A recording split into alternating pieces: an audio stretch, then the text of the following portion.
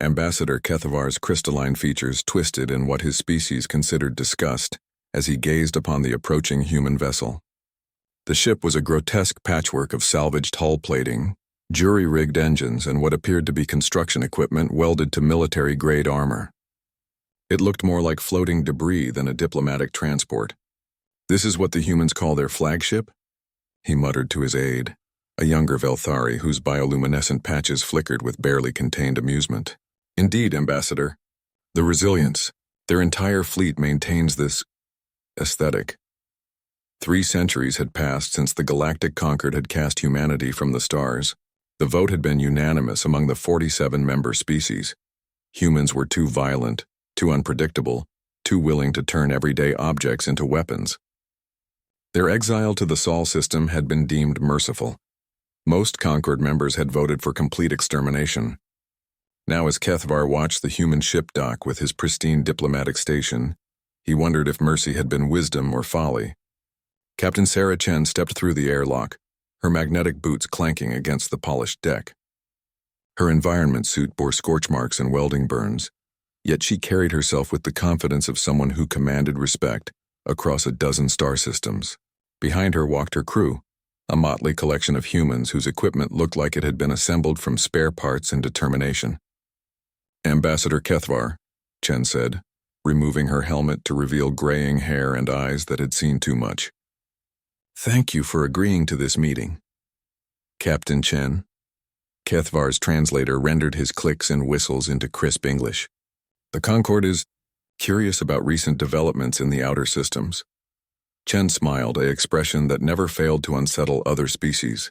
"You mean you're curious about how we've managed to establish trade relations with 17 independent worlds in the past 50 years, despite being exiled primitive savages?" The truth was more complex than either diplomat would admit in this sterile meeting room.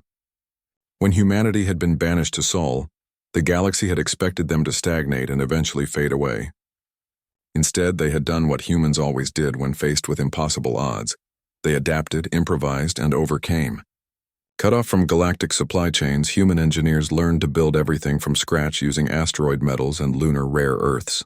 Denied access to traditional FTL routes, human navigators charted dangerous paths through gravitational anomalies and unstable wormholes that other species deemed suicidal.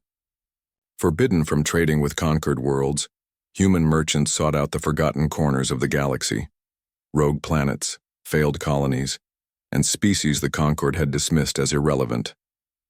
"The Zephyrians were dying," Chen continued, her voice steady as she recounted humanity's first major breakthrough.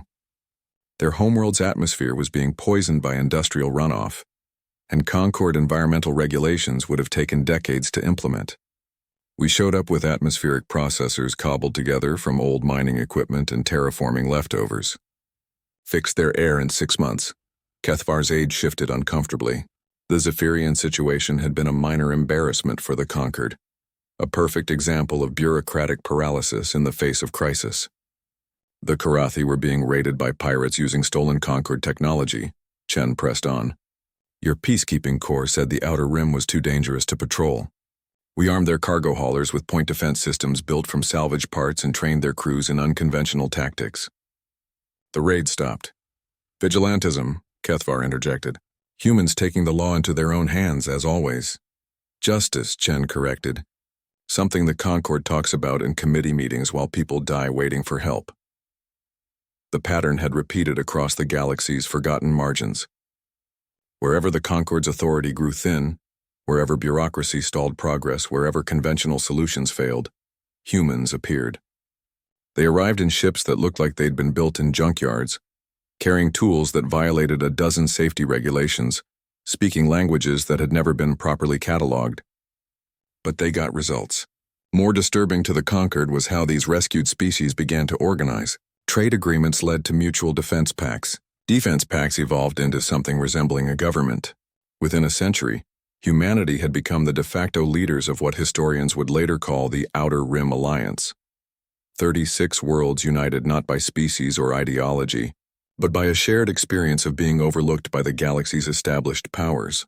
"Your little alliance controls 12% of known space," Kethavar admitted, though the admission tasted bitter.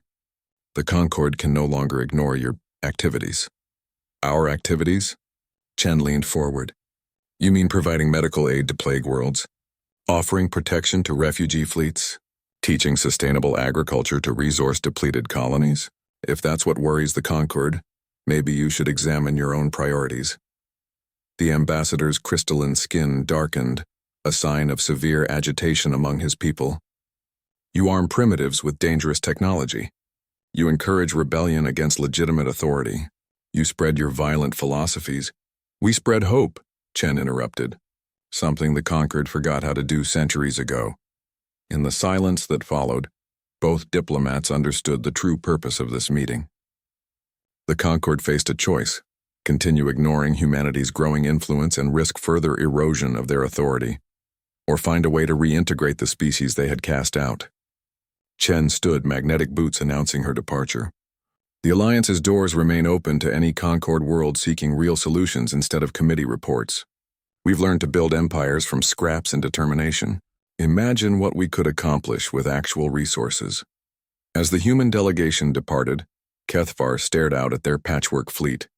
Each ship told a story of survival against impossible odds, of turning refuse into resources and exile into opportunity.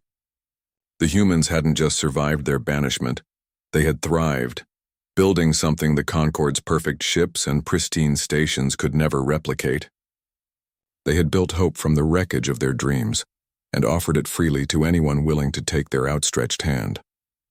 In his final report to the Concord, Kethvar would write, Recommendation: immediate diplomatic recognition of the Outer Rim Alliance. Reason: they have become what we once aspired to be, a force for unity and progress among the stars. The exile was ending. The true age of humanity among the stars was just beginning.